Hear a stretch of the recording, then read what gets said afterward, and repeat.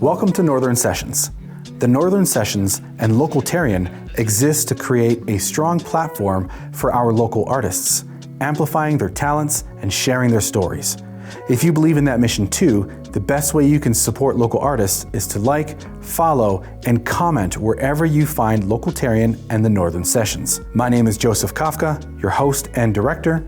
My name is Bruce Wolf, your producer and music director. Join us as we feature live performances of talented musicians who proudly call Northern BC their home. Now, on with the show.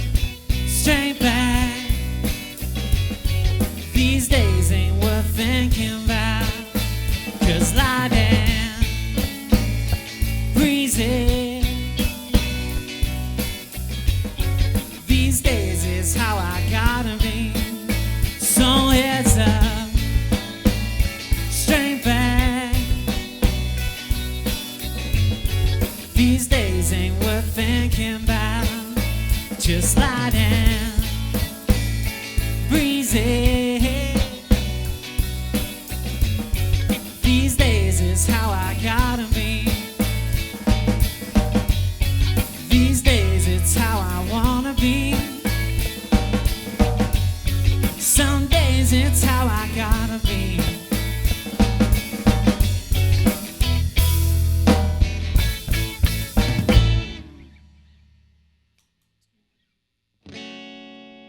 This next song is called The Road, and it was one we originally wrote as an acoustic duo. If anybody's been following the band for a while in the piece here, you'll recognize this one, The Road.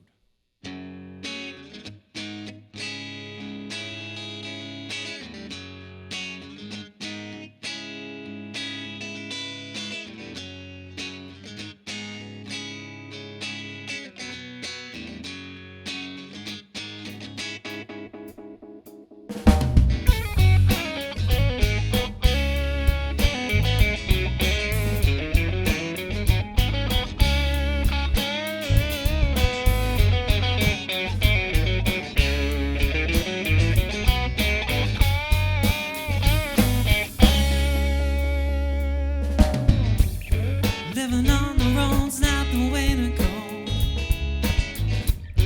Ain't an easy thing to do, you know. Working day by day, you flat broke and you can't get paid. Still you do what you gotta do. Hey, I've been wanting down this track, rolling through the hills, trying to beat the night. And there's one thing you should know by now, that I would never leave without saying goodbye.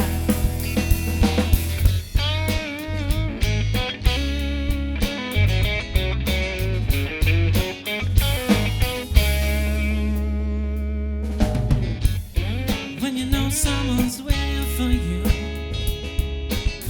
it makes it hard to stay away. What I wanna do, quit this place, come back to you. Still I do what the boss man say. Hey, I've been wanting down this track, rolling through the hills, trying to beat the night.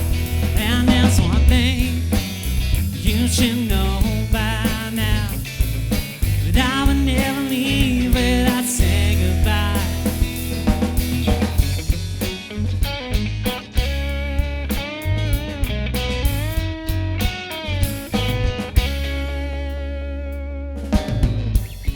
Painted lines run door to door, mesmerized by the sky at night. Don't know if I can keep this pace. It feels like I wanna quit the race. Still I keep on pushing through. Hey, I've been wanting down this track, rolling through the hills, trying to beat the night. And there's one thing you should know by now, that I would never leave without saying goodbye.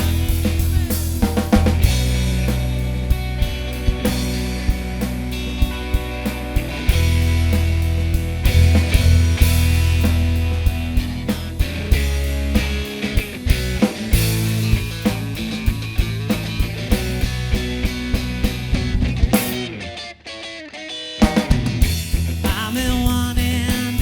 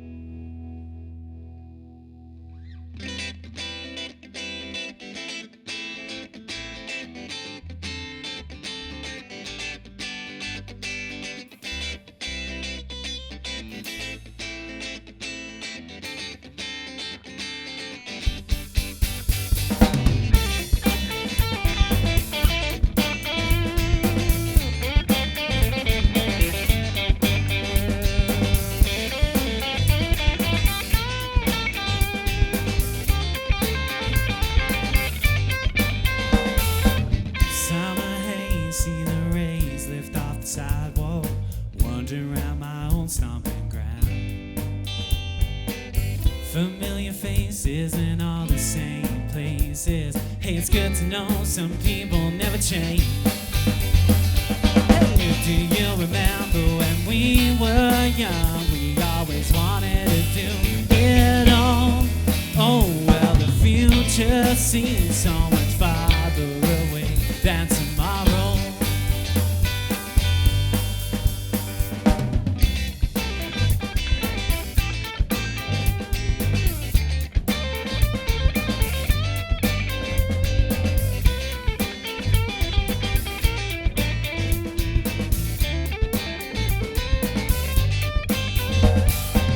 Head down the coast and watch the waves roll off the shoreline, losing track of all space and time.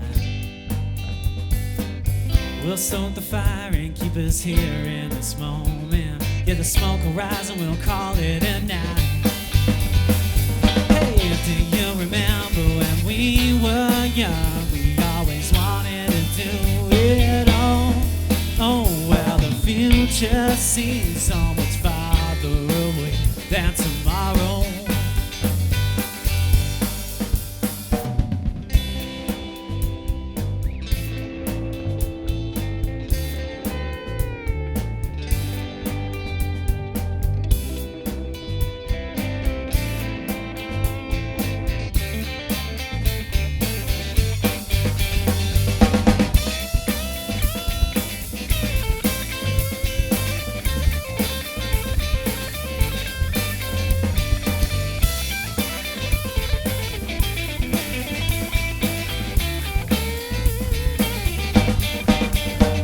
Oh, do you remember when we were young? We always wanted to do it all.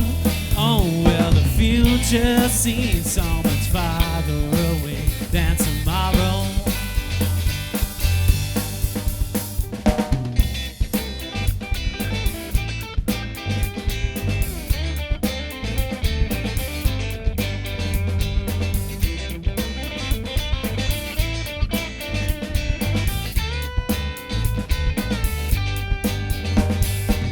Head back to a time so young and oh so shy, finding a place where I can be myself. Oh, and I'll never miss a beat.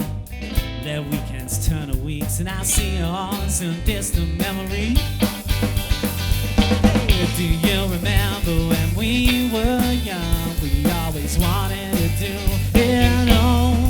Oh, well, the future seems so much farther away than tomorrow. Yeah, tomorrow, oh, yeah. Do you remember when we were young? We always wanted to do it. Oh, well, the future seems so much farther away than tomorrow.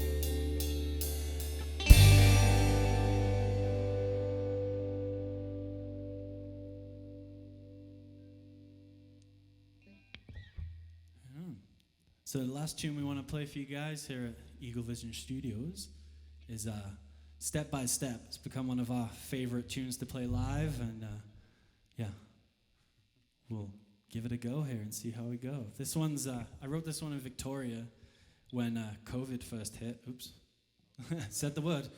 And I was literally walking down Government. If you've ever been there, you'll know how busy that street is, and there was nobody.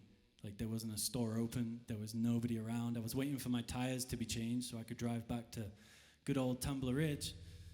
And yeah, 8 a.m. and there was absolutely nobody on the streets, and it gave me that kind of weird, eerie feeling, and it kind of started off the song. So you'll hear a couple of references to that within the lyrics, but this one's Step by Step. Hope you enjoy.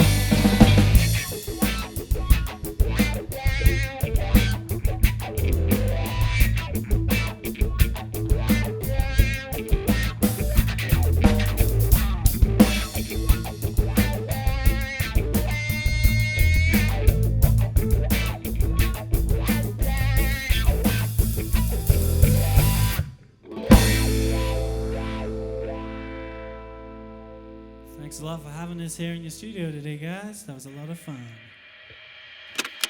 We are taking a quick break to give a huge shout out to the rock stars behind Northern Sessions, our awesome sponsors. Are you a local business looking to thrive in an ever-changing digital landscape?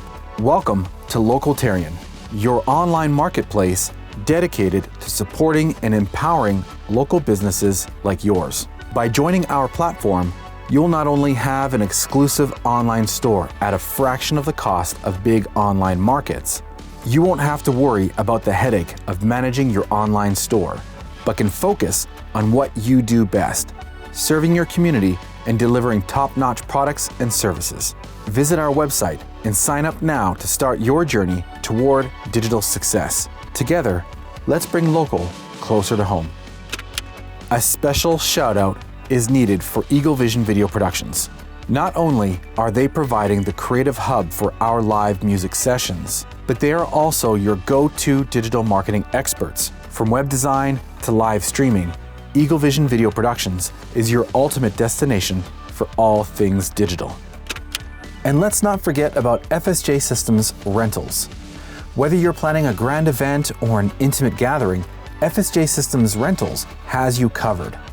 They will ensure that every detail of your event is taken care of, from the tents to audio gear and beyond. Hey there, wonderful listeners. Grab a cozy spot because we're about to sit down with the Mechanical Botanicals from Tumbler Ridge.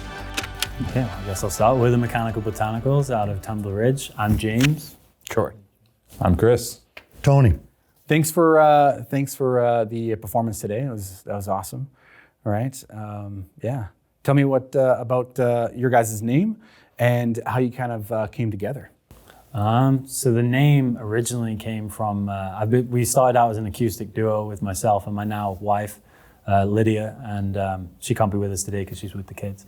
But yeah, we started the band and we were just coming up with kind of crazy names. And of all the bands I've been in growing up and playing, we had different names that you kind of can't forget or can't pronounce, so it makes you say them multiple times.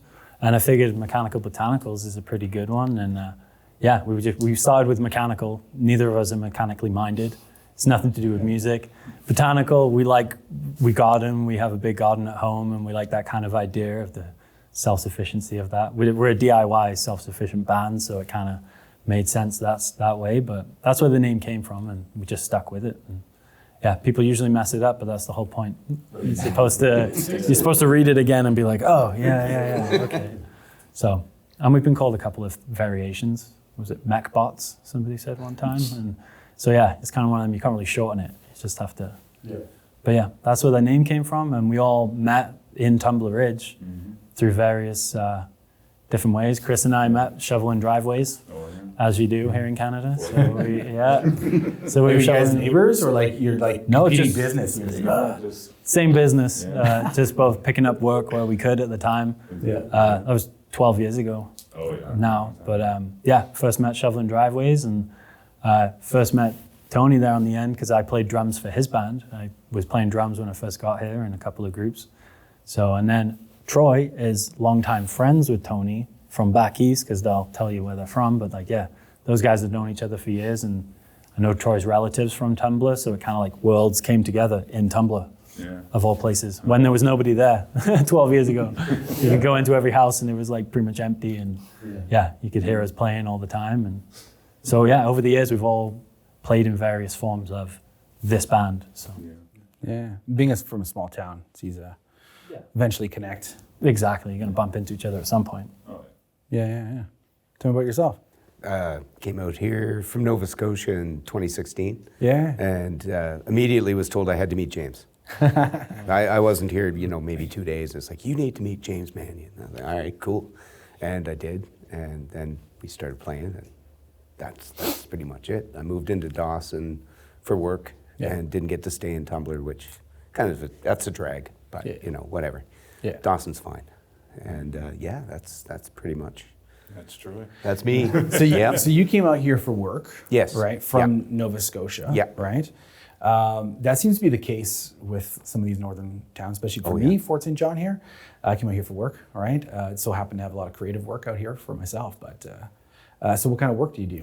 Well, this guy taught me a whole bunch of stuff. Oh, yeah? He said, so I showed up and I was out of shape and, just basically useless. And he's like, here's a 35-pound pike. Go dig holes. So then we started making fences and doing a bunch of construction work. And I got into better shape. And then when I moved into Dawson, I got thrown into an IT job because I know some things. So basically, out here, it's awesome because you can get work and you can just get work. Yeah. There's work. Yeah. Right? Where I come from, there isn't. No. So.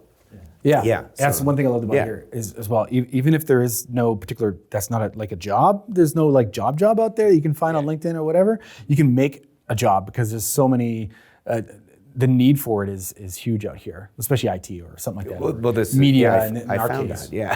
It's like here, come work here. Okay. Yeah. Fantastic. You find a gap and you go jump in there. Jump in and then just keep going. And they're great at my job because they give me time to go teach guitar at the KPAC, which I get to do in Dawson, and then play with the band, which is that's the best thing. Yeah. Right. Yeah. I know. Sick. As for me, well, it's probably not nearly as interesting as what these guys will tell you. Pretty much just came up from Kelowna back in, 2014, something like that. I was only supposed to be here for a week. You got stuck out here like I got stuck out here, like this is just a glue trap. You step foot into Tumbler and your boot comes off and your other boot and you're not walking home without boots. That's just impossible, man. But came up here and took care of my grandmother. It was like you're fresh out of high school and in Kelowna, there's no work at all for young folks, especially out of high school. If you're not getting into a specialty, a trade, or anything like that, it's like you better go look somewhere else. So I came up here, and my uncle got in my head about, if you go work at the mine, you'll get this much money, and you'll have all this free time, and you only work half the year. And so, it's like I've sort of stuck my foot into all that stuff. But at the end of the day, I just want to play drums. Yeah. Like growing up in Kelowna, there, like you're surrounded by people. Like there's so many creative minds and so many people who are willing to do the actual extra work that like it's so hard to find in a lot of people. You can get together, but if you're not actually going to do something, you're not doing anything, right? Yeah. And you get together, you go to a battle of the bands, or you record 2 songs here, there, and just nothing really comes of it. And then you come up here, and the only people you ever get exposed to is people with actual passion, people that actually want to go out and do that stuff. Yeah. And so, just like Troy was saying, 2 days in Tumbler, you got to talk to James. It's like, all right, well, and then it just kind of worked out that we started working together. So it was like, well, hey, man, I got told by my grandmother you do music. Is that true? And it's like, yeah, come on out. And, showed up in Troy's basement and we pounded out a couple tunes. And I think next week you're like, so you're going to be here in June? You can. It's like, yeah, no problem, man. And just ever since then, it's just been like on the go and just rocking out. Yeah. Yeah. How about you, Tony? Well, I came here in 2010. I came out west for love. And I started a band when I first came because I had met there was one other band in town, and they were riding pretty high horse, and like nobody else was a musician in town. So I started digging in the little crooks and crannies of Tumbler Ridge, and I found some musicians and put together a band, and that's where I first met James. He was our drummer, and we played that for a couple of years, didn't we, James? Yeah. And then James started the Mechanical Botanicals with Lydia, and the 3 of us were just sort of hanging around, not really doing anything. And I talked to James one time and asked him if he'd be interested in some backup musicians, and we're seasoned enough that we can learn the stuff pretty quick. So James said, yeah. So we started playing with James and Lydia. It was before Lydia had Freddie, wasn't it? Yeah. And we enjoyed just traveling around with them. And then when Lydia went into motherhood, we sort of stepped in to back up James, and we've been continuing on that route ever since, and hoping that Lydia comes back to us sometime. But yeah. It's been a great journey, music-wise out here. I didn't think I'd find music out here, and for a man my age to be able to stay viable in the music circle is a real special thing to me. So, and I think all these guys know that. So, Yeah. You bring in a lot of experience from Whereabouts did you say? I'm from Nova Scotia, Nova Scotia. also in the same area that Troy is from. And so I you guys came out immediately first. connected, yeah. I came out first. Troy had been out here before, but I came out here first, and then I had a renovation company in Tumbler Ridge for a few years, and I needed somebody to work, and I knew Troy was looking for work, so I told his auntie to tell him to come out, and came out, and we worked together for 2 years, didn't we, Troy? Yeah. Wow. And then he went into IT, and I retired.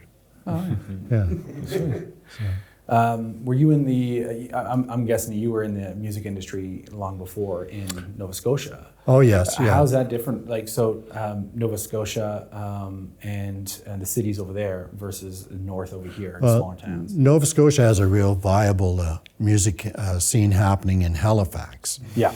We lived outside of Halifax, about an hour or so outside the city, and the gigs weren't as plentiful as if you were in the city type thing. But we had jobs and we lived outside the city, and we just took the gigs where we could get. We played probably more house parties than anything, eh? Yeah, lots of house parties. Lots of house parties for little money, but you know, what money? Yeah, true. You guys got money? But it kept our chops up and kept us in there. Pieces on the counter, have fun. Save for later. Yeah. So Troy and I have been really lucky to be able to keep the music in our life. You know. Yeah. I think it's one of the challenges in smaller northern communities out here, right? Is being able to maintain that creativity, or to, just be able to play, be able to create, be able to jive together, right? And because a lot of persons like yourselves are out here for work, right? And so the challenge is, okay, we're out here for work, and it's a work culture, right? Everybody's doing work, and most persons are skilled in those areas, and maybe not much for hobbies other than, hunting and farming, or what do you call it, where you take an animal and you kind of preserve it. Taxidermy. That's a big thing out here too, right? Hobbies out here, right?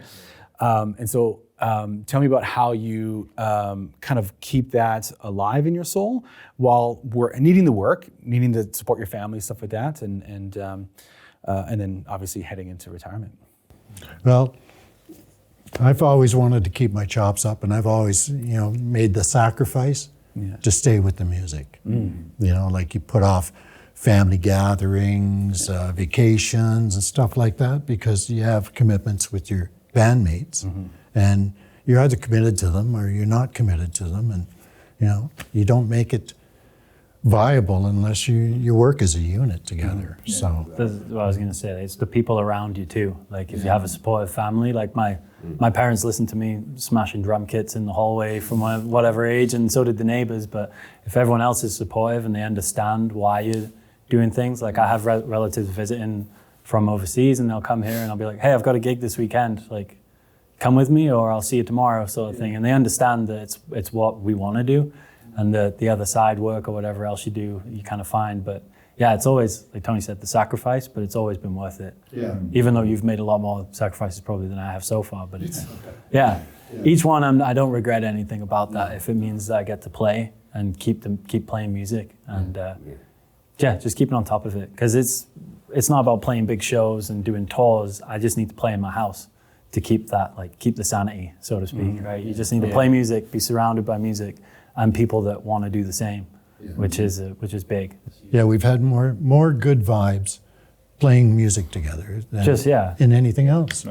So you keep coming. It's like the addiction. You keep coming back to it, but it's a good addiction. And when you have spouses that let you do that kind of thing. That's right. It's been tough. We do have very good supportive spouses. Or your spouse is part of that culture, because Lydia was a big part of it for sure, like my wife. But and I know it's probably been killing her not being able to play. We've done some of the biggest and probably more prestigious shows, like the Energetic Fair and things like that here in Fort St. John and Rib Fest, and they've been pretty big shows, and she's missed out on a lot of that. Whereas when we played in the duo, we did a lot of backyards, everything from backyards to the Encana Center and things. So it's very varying, but we always loved doing that together. But again, now we get to enjoy that with the kids. They've been to a couple of festivals with us, and the kids jam along, they all play too, and we keep it going. Yeah, your stepson comes, right? And we do. Everyone comes together. We don't leave anyone behind if we don't have to, right? Well, we had to actually have my wife step in for this guy when he thought he was going to go back to Nova Scotia. Right, you know, she played bass for us for a little while, and then,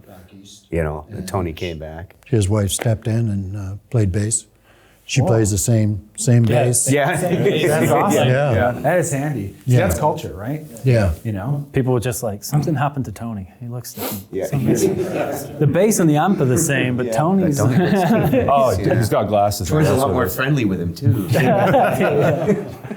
But yeah, that was a brief period, yeah. And then Tony realized he needed to come back. So, Yeah, that's a part of the sacrifice thing, eh? You know, like these guys out here, they became family. And when I left, that big chunk was missing.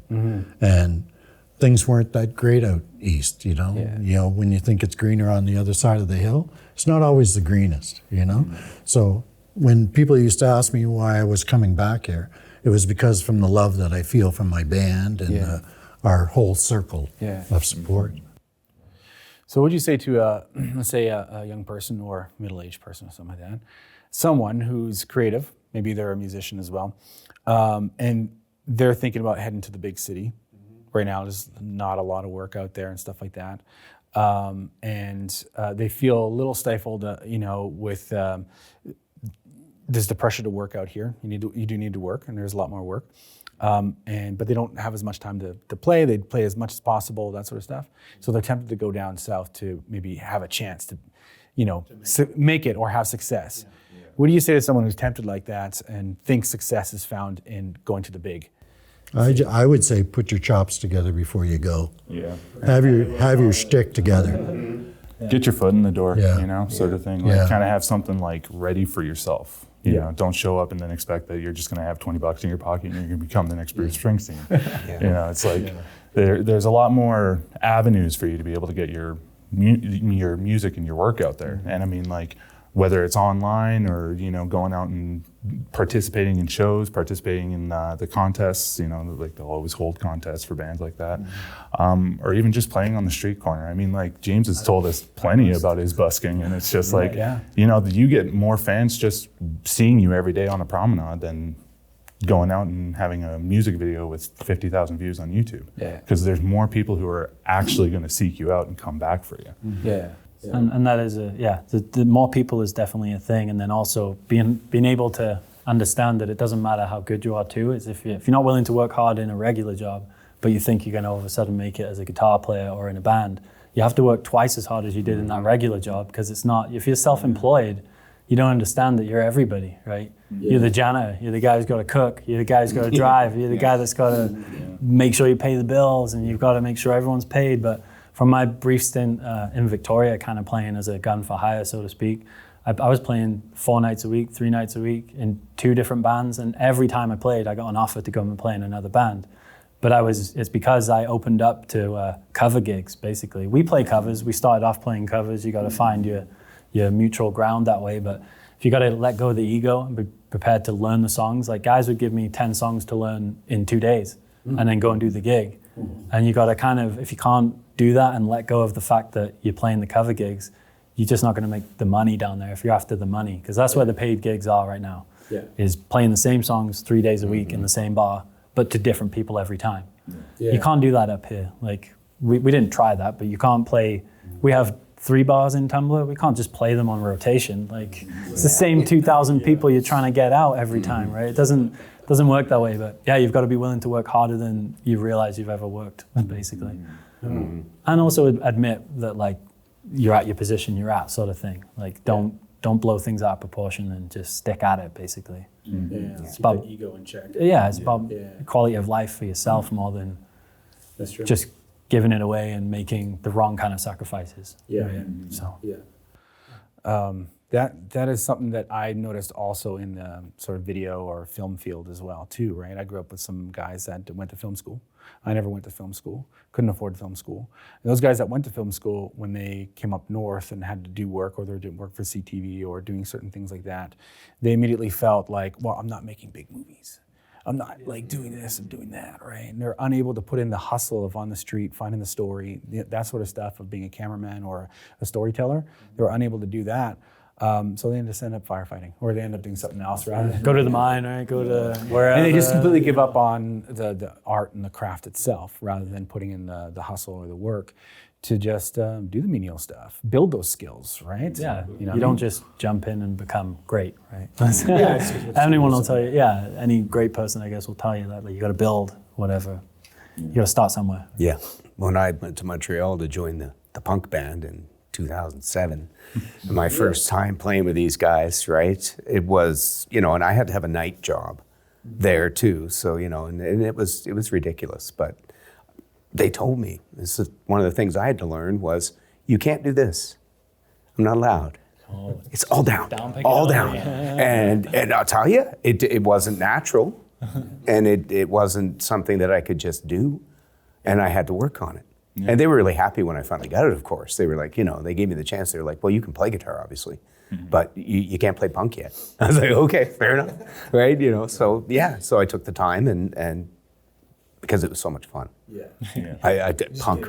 Oh man, yeah, punk rock is absolutely wild, you know, and it's all kinds of fun. And yeah, no regrets there. Yeah. So yeah. I'm glad it's still vibrant. Yeah. They had a good scene there. They did. I mean, mind you, we only played to like 40, 50 people, but yeah, they're back. I'm Yeah. not seeing too much punk rock No. in the general culture as much anymore. Yeah. Right. No Sum 41's playing to the VMAs. Yeah, that's it. That's Yeah. You know, that's That's that as pop close punk to- that came yeah. out in the early 2000s. But like, I'm not seeing like. Dead Kennedys. No. You know, this is, you know, they were big Dead Kennedys and Ramones, The Clash. Yeah. That's the stuff we were covering. Yeah. Right, and loads of fun, right? As well as the original stuff they were writing, but yeah. And it's in its mode, right? Like things get big, you get too big for your boots, whatever they say, right? Like punk should be in a room like this, Yeah. with That's 100 right. sweaty people, Yeah. and you'd be able to like touch the band or get kicked in the Yes. face or something. That's right. You know, Yeah. that's how Yeah. bands. It's the whole Yes. culture. Black I flag. didn't want to say that, but I knew a punk Yeah. rocker in like Lethbridge. I remember I was working at Tim Hortons. I was like 18, 19. They had a band, and he was like as punk rock as I guess you can get. Like I remember him pissing on his audience and stuff like that. Like being like, I don't know. Like he was telling me these stories and like and all this stuff. I'm like, dude, well, okay. I just like Metallica, man. These guys aren't gonna piss on you. I know of, right? bring an umbrella. Yeah, that was a little too much for me. A little too much for me. Or I hang out in the back. That was good. Just give me some whiskey. I can hear it. So what would you guys say like your musical influence would be as a band? Like, I hear like a little bit of Beatles in there in the songwriting and Well, that yeah, kind of- surprise. But yeah, like they were talking about busking earlier, I grew up playing in a band with two brothers that we all learned an instrument. One learned bass, we both learned guitars. The older guy learned the bass, but yeah, we all started off playing 3-part harmonies. Their dad was a great musician and in a band, so it was like 3-part harmonies and guitars and learning how to play together, not just me noodling in the corner and him also playing the same chords. And anyways, so that came about, and so obviously a lot of Beatles was our main songs we were learning. Beatles and Bob Dylan and some Stones and things like that. And then as we got into the electric thing, it was like, yeah, Led Zeppelin and all the rock and roll kind of stuff. But big Beatles influence for me, yeah, busking Beatles songs. And if you want to get something people know, play Beatles or Stones. So that was the main thing. And like we do a couple of Beatles covers now. And as far as the writing goes, I've been influenced by everything from that to like, I don't know. I also went to see Slayer as a kid, and I've seen Lamb of God a bunch of times, and I have that kind of heavy riff side. I want to go like Rage Against the Machine, Audio Slave style stuff, but we didn't really show a lot of that lately, except for maybe Step by Step. But yeah, a lot of that, and Tedeschi Trucks band, the kind of Allman Brothers feel, big bands, 2 drummers, loads of guitars, like all that kind of stuff. Grateful Dead-esque. Yeah, we like to jam out a lot. Usually not at a live gig, but we've played some long nights where we just jam songs out forever. Yep. Like, Let's make third solo. Yeah, let's go again. Your turn. And the audience feels that. Right? Yeah. It's my first time listening to you guys. And I was like, wow, I feel like I'm in just a jam stash, just chilling, right? I don't know. Well, that's good. I remember watching you guys play at Jackfish for one of the county fair pre-shows, and you played Psycho Killer, and I think it might have been around Halloween. You played Monster Mash too. Yeah. Like it was just fun to like hear a band play that kind of music live, and it was cool. Yeah. Yeah, you got to play the Monster Mash. If Oh, you're of doing a course. Halloween gig, it's the rules, right? Yeah. And then Psycho Killer too. But I think I like that because I think we did John Mayer tune right before it. So it's like, now for something completely different. But yeah, lots of different influences, a lot of the same stuff. We all listen to the same music, right? So, but I think a lot of it's covered by, like everybody, the Beatles. Those guys. And I mean, like, you know, growing up, like my group of friends, like naturally we're all musicians. We would all be drawn together, right? And we would all meet together in Ryan Greer's basement and just hammer out punk for hours on end and just really just go as hard as we can. And I mean, like after doing that for 4 or 5 years, like eventually it just kind of hit a point where we all kind of looked at each other and said, why don't we actually learn something that's difficult, that's not just 4 chords and as fast as you can play. And then we just started expanding more and more and more. And I mean, it's like, that's when you realize that it's like, wow, like the Allman Brothers band, like that's hard. Like that's hard to play like that and play soft and have everything come through so clearly. And I mean, it's exactly like James was saying. I mean, the most important thing is probably learning to play along with people instead of just playing whatever, because anybody can get together and start blasting out blast beats and sweep chords and that. But like when it comes to actually wanting to play music with a group, like it's a huge difference than, okay, here's this new Black Dahlia Murder song. Learn that in 4 days. It's like, sure, yeah, we can do that. But I mean, once you learn something that's good, that we can play for people, that people want to actually hear. And a lot of people come out and enjoy the stuff that you play because you're actually putting a passion into it instead of just being, hey, we're the fart knockers and here's 45 minutes of screaming. So, you know, it's like you learn from it and you take everything you learn from that and, you know, the thousands of hours of jamming out songs you've never heard before. And then, you know, when you get into a group of guys who actually want to play, it's so natural to be like, here's the song, here's what we're going to play, and we all hear it. And I mean, we won't even hear the full song before we're all playing along to James. He'll just come up with a riff and we'll be like, all right, well, how's this? And oh, it sound this progression. And I mean, it's really nice. There's a lot of creativity going around that isn't just we play with each other to complement each other. We don't play to showcase ourselves or override anybody else. We try to complement each other so that we create a dynamic in the band that creates something pleasurable to listen to. And dynamics are important in a band. Like a band can come on, hit the first tune and stay at that level for the whole set. You know, we're not like that. We don't want to do that. We want to, each tune has its own presence and its own ambiance that people have to catch before they go on to the next tune, you know? So. Just so happens that a great deal of people out here just enjoy listening to that. Right? It's punk rock, I guess, out here would be a niche, right? You can find a large crowd in Vancouver and it's just a punk rock scene, or drum and bass, or, you know, you have different scenes, you can have a large crowd. But out here to be able to, okay, so does your audience then influence a little bit on what you play, or it just so happens that really connects with your audience? It's such a great, you can be in a pub and just listen to you guys, and you can be on a date, or you can we kind of, in a way, because we do the like I said, it started off as an acoustic duo.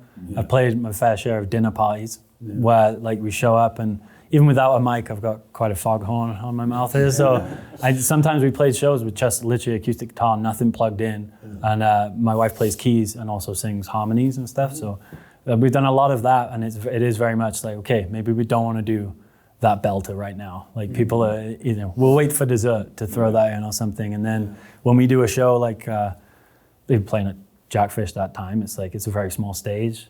We know that there's a lot of country fans out here and stuff. And I haven't sold out to play country, so to speak, to get those kind of gigs. But we definitely don't want to go in and just kind of like Chris was saying, blast in with our heaviest covers. And a lot of our covers are kind of 60s rock, well-known stuff anyways, and everyone loves the Beatles, so that usually goes down well.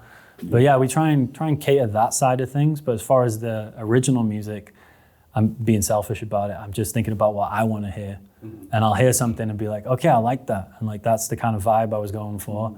Let's keep going with that. Like you want continuity between an album or songs, right? So I try and do that, and I'm not thinking about the audience at all when I'm doing that. But yeah, when we throw in cover gigs, I'm always like, maybe we shouldn't do, what was it, Barracuda. Right. Maybe let's not throw a whole lot of love to this crowd of like mostly kids. We don't want to do that. I think we only ever did Barracuda when we did that Rock the Peace show. Yeah, that was in Pomeroy. Yeah. And we played it so good, we never played it again. That's right. Yeah, we'll go with that. Yeah. It's the greatest song. No Yeah. You had to have been there. Yeah, that's right.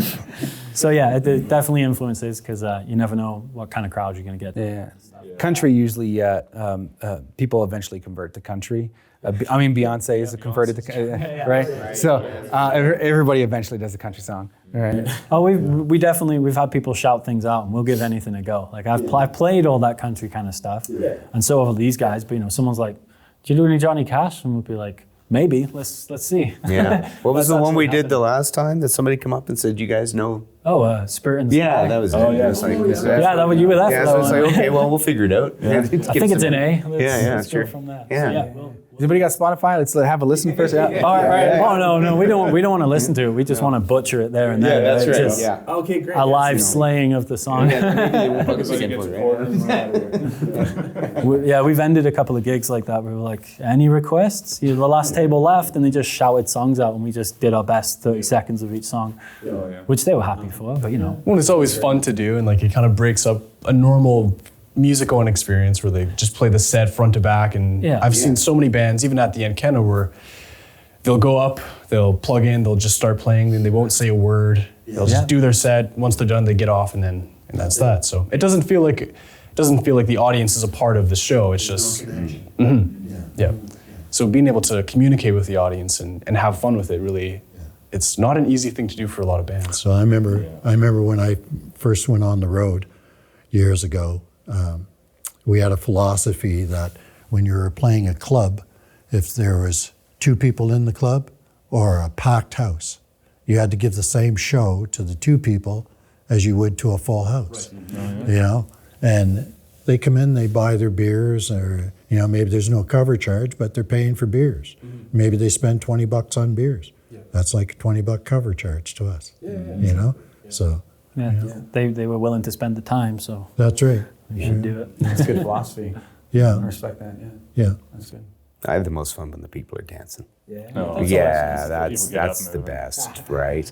When they start requesting your originals. Yeah. Oh yeah. Or the kids singing them out at that one show. I couldn't believe that. I looked out and there was a bunch of young girls dancing around to the road, and they were singing it. Oh. And I was looking at James and I was like, "Are you catching this?" Yeah. And then there's the funny side when they're singing along because they think it's a cover. And I'm like, there's no way they know this song. We haven't played this here before. And then afterwards they'll say, "What was that blah, blah, blah song you played?" I'm like, "We don't play any of that. That was that was our song you were trying to sing along to." I think I had that same thing at Jackfish. I heard one of your original songs. I was like, I swear I've heard this before. It sounds so good. And then I realized it was original. Yeah, the reception towards the original tunes has been really good since we started playing them. Oh yeah. We're really happy with that. Where are you guys selling your albums and stuff like that? How are you guys distributing, or what are you guys doing? Been a bit lack on that side. When everything hit and everything shut down, that was when we first we wrote songs like Light and Breezy and Step by Step and Do It All. I'd already had an EP recorded before that. There was just acoustic, just 3 songs, and that was just my wife and I playing acoustic guitar and singing the harmonies to get the songs out. But that's the only thing that's been available for sale. But Bandcamp has been the main platform we've been using. Because of the lack of fees, the amount of free days they have where we get 100% of the sales come to the artist. So we use Bandcamp, and there's those songs I just mentioned are on there right now. But we've been recording at home a lot. So, and with me having 2 young kids over the past 3 years, it's been slowing down a bit on what I can do. One of them is actually in one of the recordings, though. You can hear him shout at the end. I was like, I'm not doing that again. That took all day. So that's how that goes. But we have T-shirts and the EPs available at shows. But I would like to get these new full band. There's no full band recording. This is why I was really pleased to come and do this with you guys, because we needed something like this. We needed a live video to showcase. Because unless you're at our shows, you're not going to see this. People, there's nothing on YouTube except for a couple of phone vids, right? But so that's the main way is social media and Bandcamp right now, and direct, which is the best way. To be when honest. we do a show, we're usually just doing our bit and then getting out of the way for another band to get set up. Yeah, I'm always forgetting to put out the T-shirts and forgetting to mention the merch and stuff, but then, which we do screen print ourselves. So, it's all homegrown, but I keep forgetting to do that. Because we're thinking for Northern Sessions here, one of our ideas for merch and things like that for bands is like it's not VHS, cassette tapes are coming back, right? Because a lot of Gen Z is kind of rediscovering that sort of stuff. Plus, tapes are just still cool. I'm a 90s kid, right? And so you can go on Amazon. I tried looking for vinyl. It's hard to find. It's expensive to still print vinyl. But there are companies that print vinyl for you, right? It's like $99 CD. I don't know what to call it. Yeah, the big ones. There you go. So tapes though, you can get a Walkman, and they're remaking Walkmans. You can go on Amazon, get a Walkman for $19.99, and you get a big thing of tapes and whatnot, and then printing those out, right? And we got all the stuff here. We convert like old 1970s, 60s. We got film. And we convert all kinds of stuff here, and so we can easily print cassettes, right? And so I was thinking of like, okay, well, maybe we can sell like our seasons or certain bands and stuff like that, and cassettes, and with a little set of a cassette player and a thing, whatnot. Plus, obviously, plug it into your car, right? How to Bluetooth it, right? It's the other way around now, right? You used to have to put the cassette in and plug it into your DVD, CD player, right? Yeah. So I was thinking through a lot of that different stuff, like how can we make it like really fun and interesting and sell like really unique things or whatnot, right? A lot of people probably go for that just because it is so unique. It's very the looks were cool. Yeah, right? Yeah. Plus it'd just be fun. Yeah. That's all. I love making stuff. So if I get a chance to make a full cassette, right? It'd be awesome. Oh yeah, I remember the days when we used to burn cassettes, with our favorite tunes. Yeah. You get one tape here, one tape, and you just. That's right. You had the dual players.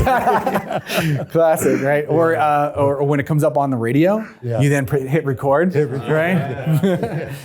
Are you old enough for like? Yeah, they're all. Yeah. Oh yeah. Mixtapes and stuff like that, right? You look pretty young, right? How old are you? 28. 28. All right, so you're 21. 23. Yeah, I just turned 23. Yeah. Right. I got married when I was 23. So. That is. Oh, there you A lot of my friends have. It feels strange. Yeah. It does feel strange. Yeah. Yeah, Chris is the tallest and the youngest. And I'm the little boy. Little John. Yeah. Right.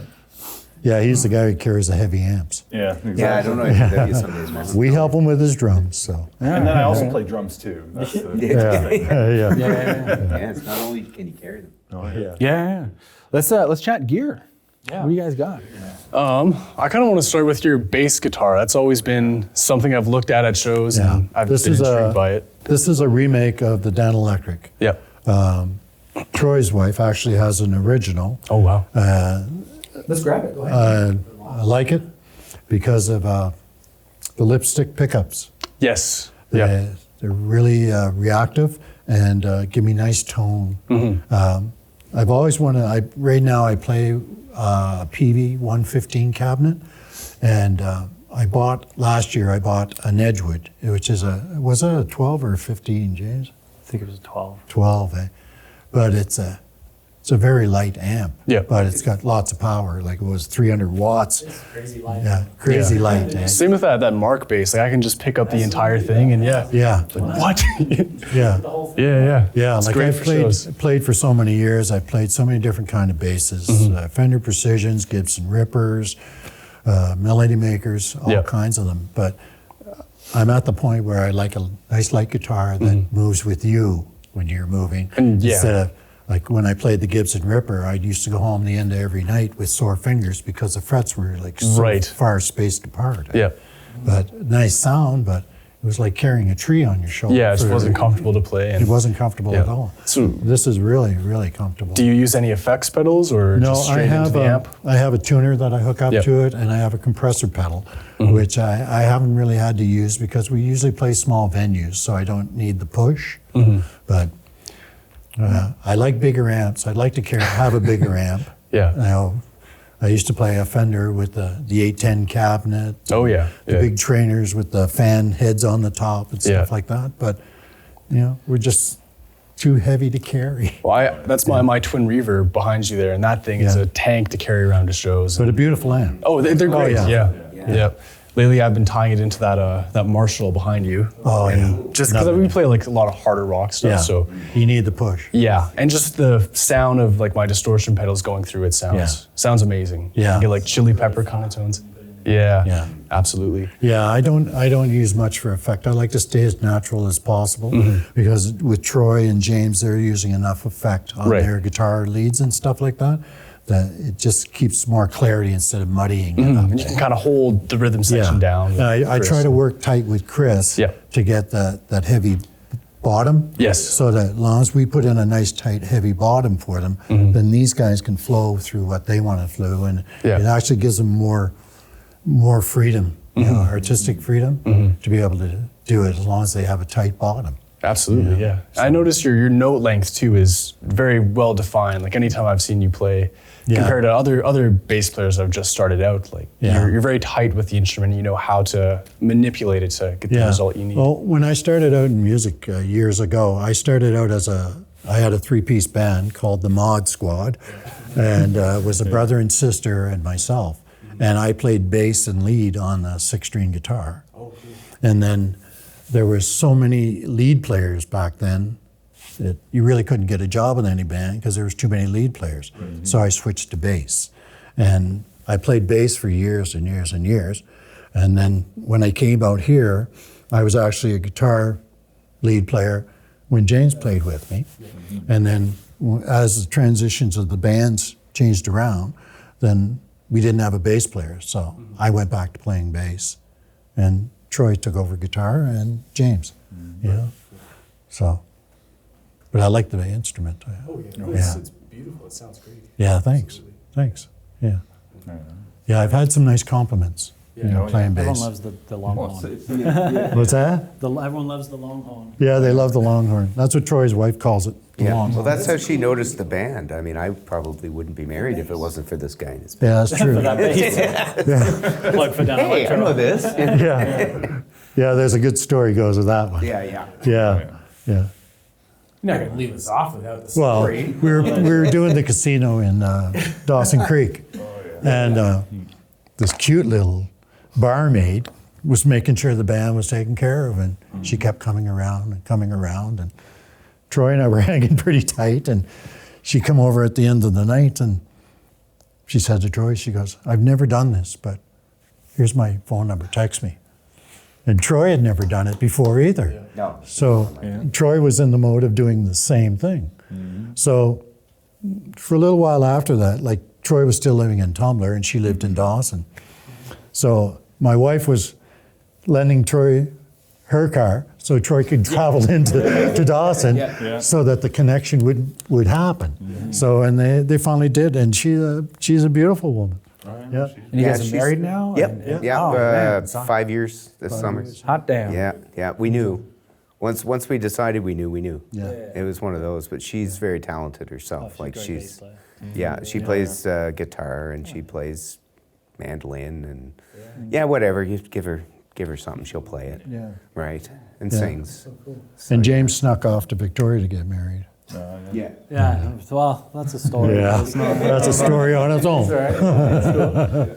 Victoria's a pretty place. Yeah. Well, I mean, they do have big botanicals in Victoria, right? Is that garden? and so we ended up getting married in a hospital ward.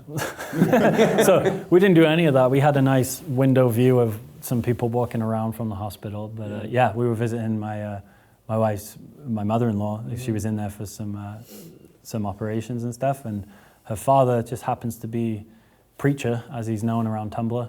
So he's like, "Hey, what are you guys doing?" So we took the float plane over to go and visit, and that was like, before I knew it, that was our honeymoon, was on the float plane for 20 minutes going into Vancouver, which was awesome. And then we went up there and he was like, "Can you get a marriage license in Vancouver on a Sunday afternoon?" It's like, "I don't know, let's go find out." So we went to London Drugs. He just parked on the sidewalk. I was like, "You can't do that." He's like, "I can do anything." So yeah, We're in love. We can do anything. exactly, yeah, for the power of love. So anyways, yeah, he flicked the hazards on and popped the hood as if there was something wrong, and I ran in, and sure enough, you can get a marriage license from Save on Drugs, something like that. Yeah. That's crazy. Anyways, yeah, I walked up to the guy and he's like, marriage license. And I went, how did you know? He's like, nobody walks up to me smiling like that. I said, oh, fair enough. So He's not the pharmacist, right? yeah, it was some, I don't know, yeah, the guy that deals with paperwork, right, for guys. And then, yeah, quick trip to go and find some rings from somewhere. And then we got married at the edge of the hospital bed.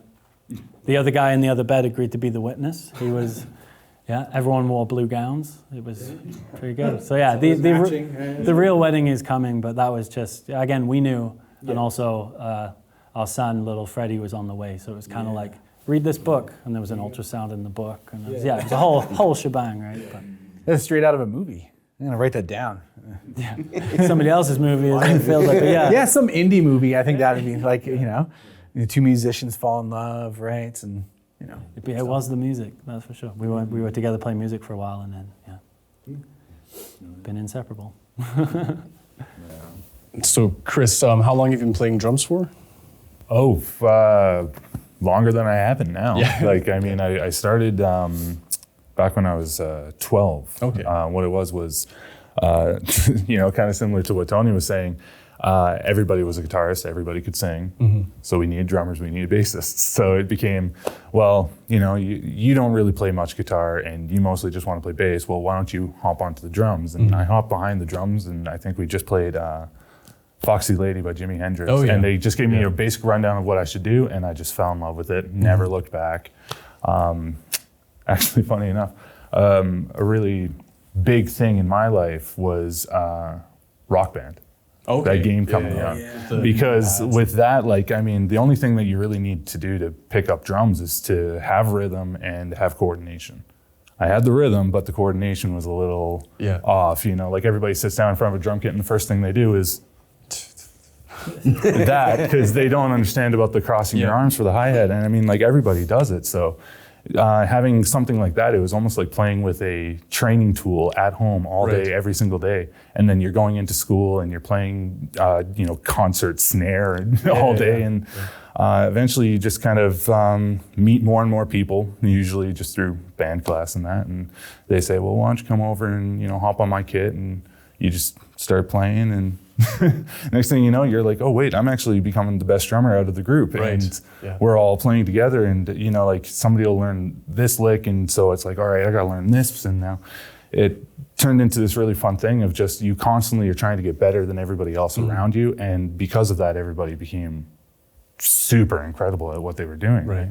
And a lot of those guys stuck around with it in Kelowna, and I came up north and stuck with it. And it's super cool just to see how everybody else is all doing their own thing and has their own music, their own bands, and then we all get together and we're like, hey, we should all write a thrash metal album. Right. Yeah. You started in the same space and you spread out. You kind of evolved differently, but you all came from the same place. So you have that common. Exactly. Yeah. I have some buddies that if I told them I'm playing Beatles tunes, they'd look at me and just like, yeah, I remember being 12 too. Yeah. And it's just like, you're not an adult just because you play hard and fast. You learn everything as you go along, right? Mm-hmm. There's so much I've learned just from playing with these guys that it's like, when I sat down, I'm like, oh, I can play Black Dahlia Murder Case. What I can blast beat at 135. What do I need, 4/4 for? And well, when you got to sit down and actually play it, you realize, oh no, I'm the worst one here. Right.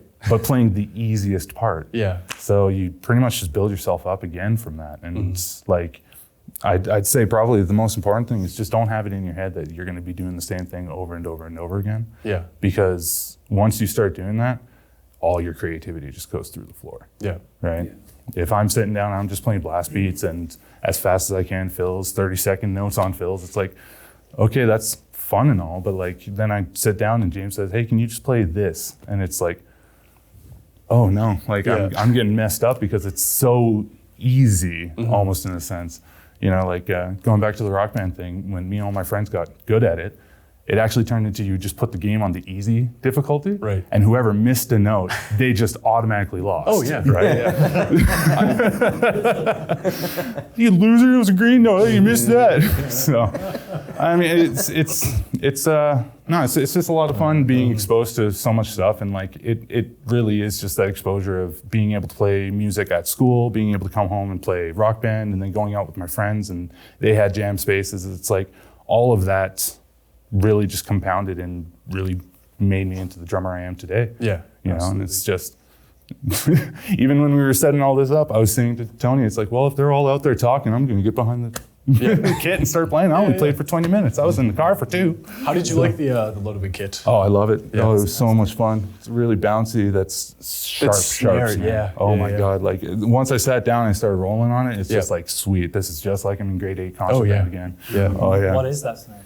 I think it's a Chad Smith. Oh, really? I wanna say- Yeah. Yeah. Yeah, one of those thinner but big power. Yeah, yeah. Oh, And I mean, yeah, like, cracks like a whip. just like Chad, you know, like you play with heavy sticks, like you Yeah. only need to just barely touch yeah. the thing, right? Yeah, yeah. So, no, it was a lot of fun playing on it, and Yeah. yeah. Yeah, that's been our house kit at Systems Rentals for the longest time. So Nice. people from Prism have played on it, and Nice. Sweeney Todd, and Yeah. No, that's wicked. You put those two together. Prison and Sweeney Todd, right? yeah, these guys, you know, Nick Gilder, yeah. Oh, yeah. So, Troy, what did you? So you play a Fender Stratocaster, I Yep, see. Has that's- that always been your main kind of style? That's my wife's first guitar. Okay. Yeah. So it came back up on sale after she sold it years ago. Wow. And she said, can we get that? Yeah. I went, sure. So we got it, and then I played it, and I went, wow, I like this. And she said, well, you should take it to a gig. So I did, and now I've been playing it ever since. I've got a Gibson Les Paul at home. I've got a 335. I'm a Gibson man. Yep. Until I played that, and now it feels right. I It's feel like also for light. this style of music too, Yeah. it fits very well. It like does. The tone It's of it. got but that's exactly what Yeah. I found was I was never a big effects guy until doing this again. Well, I was as a teenager, and then I went rock and punk. Yeah. And I used a Marshall Governor and a Trainer Mark IV with the original tubes, weighs about 500 pounds. Yeah. You know, it's a ridiculous amp. It's in Nova Scotia. I'd be using it here. Chris would carry it for me, I'm sure. He'd love it. He'd yours, right? You know, yeah, right? But yeah, the single coil and stuff, the pickups, right? It really gives you your sweeps and stuff off of your phaser and the stereo chorus and that sort of stuff, right? Yeah. And it just, again, it's light. Yeah. Which is nice because I like to move. I'm not very good at sitting still. So yeah. One of my first guitars was a Les Paul, and very similar to the story with you and your wife. Like I sold it, and then I regretted selling it. And eventually, a coworker here, he saw this guitar on Facebook, and he picked it up. He's like, "Check out what I just bought! Bought it for $300." That's And it was what you got that one for. yeah, it was a Gibson. It was my old Gibson Les Paul, like 10 years after I sold it. So now it's back in the shop, and I can play it whenever. Nice, but, right? Yeah. Yeah, but they are heavy. They're heavy guitars to They play are. for. Yeah, and mine's not chambered. It's a 94. So Okay, it's heavy. Yeah. Yeah, it's a proper Les Paul. Yeah.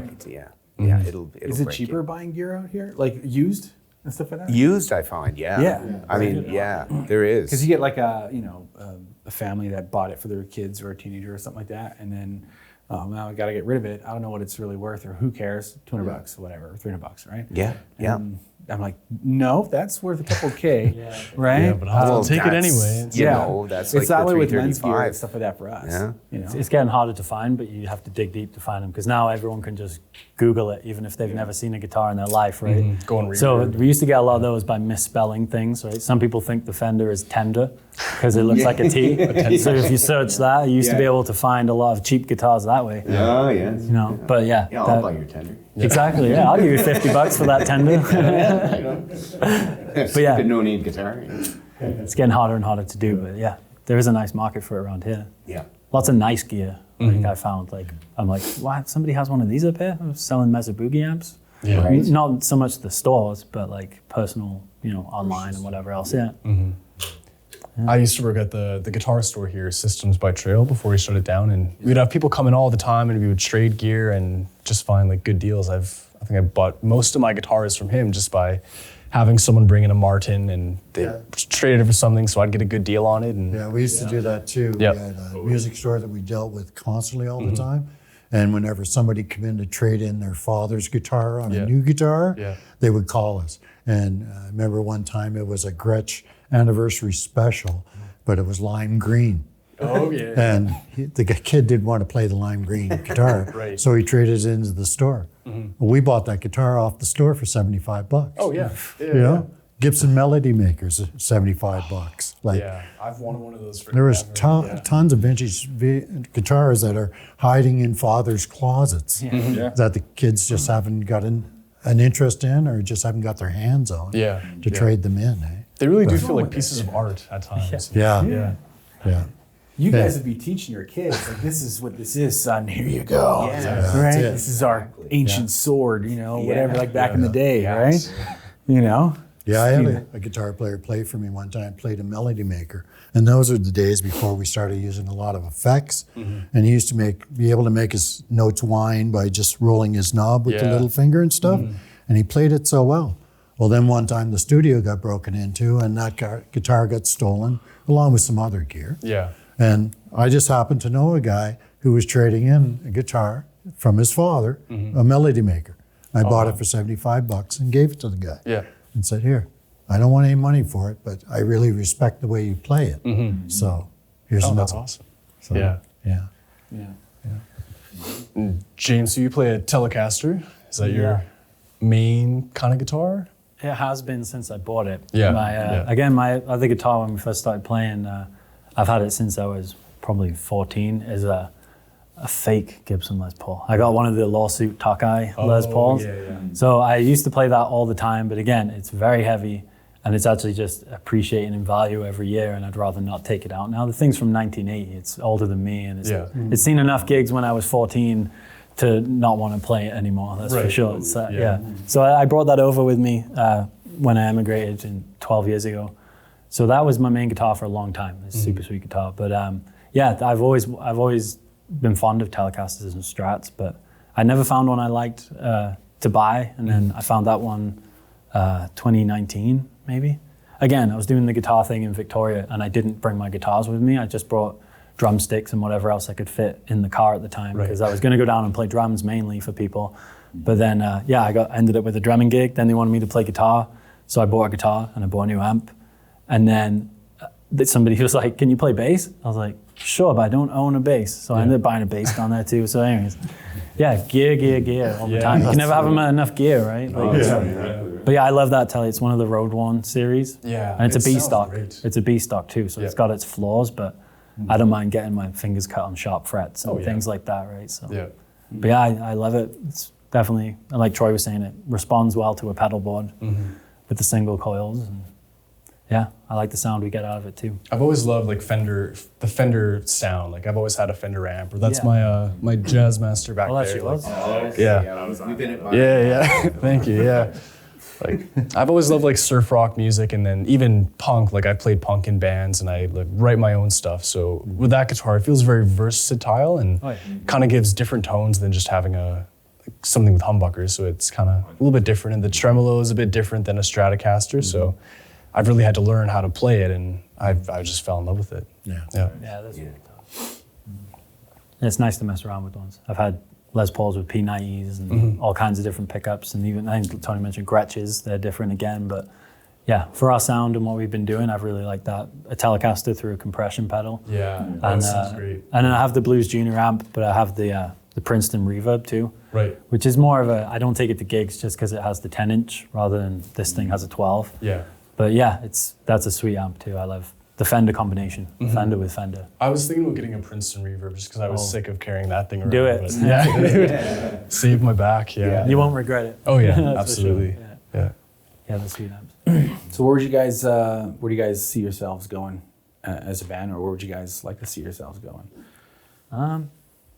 Well, the past couple of years since coming back from Victoria there, I had a bit of a different work ethic towards it, in a way that I knew that I was going to be starting a family and all that kind of stuff, and seeing what people were doing down south and trying to replicate that here a little bit, like not the 3 nights a week gig thing, but more focusing on the production side and wanting to do our original music. Like when we first started, we were mostly covers, and I had written songs, but I'd never brought them to the guys before. So it was like, okay, can we start fleshing out some of these songs? I want to be able to play a gig and do all of our own songs. And like Bruce said, and have somebody at the end say, oh, I love that cover you did of blah, blah, blah, and not even notice that we played. Because it used to be the trick when we were playing, we'd be like, okay, we're running out of songs, let's throw an original in between the covers and see if anyone notices. Because sometimes venues didn't, I don't know if it's the same now, they didn't want you to do that.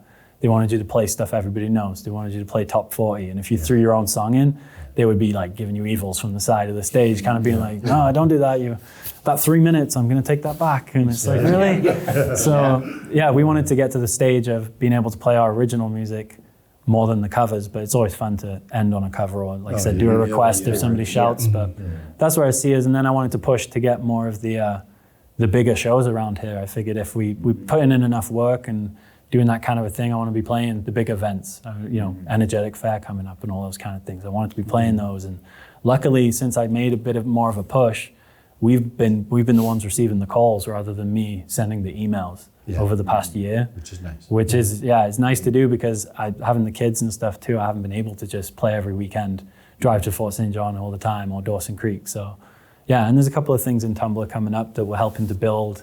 They had Grizzfest going for many years and that's coming back. So we're going to be a big part of that, trying to help build that back again and bring a music festival to our community, which would be great. Because we're pretty well known in the area. Lots of people know us in town for sure. So, but mainly that, spread the word, make sure that people know who we are. We've been playing it for 8 years now. So in one way or another. So it's, becoming more well known, becoming the guys that people want to have at their festivals.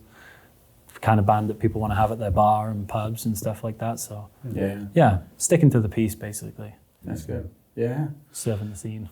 Yeah. Or I guess one more kind of fun question. What's your guys' favorite song right now? If you had to pick one song. Sledgehammer by Peter Gabriel. Yeah, okay. Right now. That's right now, that's it. I'm singing it in the car, right? No. I love my police, but no, not that song so much. Yeah. I've been liking a lot of the, what are they called? Fearless Flyers. They just brought out, it's Corey Wong and Nate Smith and the guys. Yeah. Oh, he's a wicked guitar player. They just did a live album recording that's on YouTube. I've just been loving that. It's instrumental, which again, I've kind of been thinking, hey, should we do an instrumental thing? Because we jam out enough. Maybe we should do something where I don't sing. But yeah, I really like that kind of stuff. Super funky. And like Chris was saying, it's hard to play that well and that precise and like on the grid. Live, it's a live album, recorded in front of real people. It's crazy. So yeah, you should check that out. That's a good one. Absolutely will. Yeah. What about you, Chris? What's your favorite song? Oh, geez. I've been listening to a lot of Louis Zong lately. He did a bit of work there with Wolfpack not too long ago, and I went back to his thing. I used to watch his animations. He did animations on YouTube like 4 or 5 years ago, something like that. Go back and it's just, he's got all these crazy concept albums out right now. Yeah. There was one I was listening to, it was just yesterday, it was called Boss Rush. And it was video game tracks for a fake game. Okay. And so he would create this like 3D model and it would be the boss, and then he wrote a song about that boss. And it would be like, this is the song that would play in the background. And since he's got all these cool like disco electronic funk sort of styles to it, every single song sounds so crazy and unique, and it's all like real instrumentation. It's not like just chip tune or anything like that. Yeah. Oh, that's cool. Like just like 8-bit or no. It's like so it was like a fake. It was a fake game, and then he writes his own music for it, and it's all comes through like just normal, like just like kind of like a concept album. Yeah, and it's just like heavy concept albums. The last one I was listening to was called Rat Taxi. Oh yeah. And just all of the titles are stuff like Rush Hour and like cheesy car chase and stuff like that. And it's like, you listen to these songs and you're like, how is this guy not touring? How is he not with all these different bands that are going out and doing their stuff? And it's like, because he just sits at home and he just writes some crazy stuff and just puts it to work. Yeah. Picks a theme and rolls with it. Oh yeah. That's 100%. That's cool. Well, for me, I listen to pretty much everything, but these guys are going to think this weird. My favorite tune right now is Miley Cyrus. Oh yeah. Flowers. Great song. I love the song. Oh yeah. Yeah. My girlfriend Joyce, she goes nuts when it comes on because I'm singing along and dancing along. You know, and I don't think Miley's sexy. Right. She just sings a good tune. She does. Yeah. She's been around for a long time. She has. Yeah. Well, she came up from Disney to Hannah Montana. She's reinvented herself so many times too. And, Yeah. Yeah. And I like her because she doesn't like Taylor Swift. Oh yeah. So you're not a Is she Swiftie. fighting with Taylor Swift? Oh yeah, Taylor Swift years ago, or when Taylor Swift first started, invited Miley to be part of her girl hangout group, along with what's the other one that went with Justin Bieber singer. Anyway, she turned her down and said, "No, I don't want to be part of your girl group." Also, you know, so We're not doing any for her. Miley Cyrus covers, Tony. come on. No, Party in the USA, that'd be a great. That's a good one. It is Only Yeah. someone Or Jaded. Yeah, that's right. Jaded's a I will good one, shout it too. the next time I see you guys. No. Especially when Lydia comes back with us. yeah. She can do a cover. Yeah. That's right. Yeah. I found her one of my favorites coming out of the Disney crowd, whatnot, right? Yeah. Or I don't know if Taylor Swift was part of that. I wasn't a don't teenage think girl, right? I just see them She all was a kind of Tim come McGraw up. thing. Yeah. Come on, I'll make you a superstar. Yeah, she's like, I'm already a superstar. Yeah. Right? But I find her voice or her aesthetic Yeah. just a lot, not when she first reinvented herself, but like her stuff now that she's more mature and stuff like that, especially in her tone and her she's voice. doing songs with metal bands and stuff. that Yeah. They some want her Blondie to sing. covers and yeah. You know, Yeah. but she has a deadly voice. Yeah. She does. Yeah, very deadly. But yeah, I got hooked on that tune Flowers and I just can't let it go. Sorry, guys. It was great having you guys. I Thank really you. appreciate you guys taking the time and sharing some music with you guys. And see you guys around the block. Yeah, for sure. Cheers. Thanks for having me. Thank you. Well, that wraps up another episode on the Northern Sessions. Big shout out to the Mechanical Botanicals for the fantastic chat and amazing tunes. If you dug what you heard, hit subscribe, maybe drop a review. It keeps our podcast going strong and supports local artists. Next time, we're diving back into the local talent pool, so don't miss out. Until then, keep the music alive, take care, and catch you on the flippity side. All right, see you later.